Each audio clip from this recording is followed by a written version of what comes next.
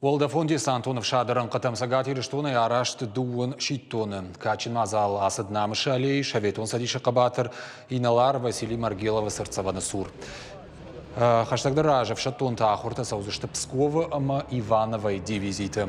Арфайны хаштима шиттон тафандарашт котой. Штырныха шуангта боевое братство ама Афганистана, ветеранты шавета миноварта уима зауджикау администрации Кушчита. Я давно хотел попасть в ВДВ, вот так получилось, попал, вот, ну, что сказать, я рад.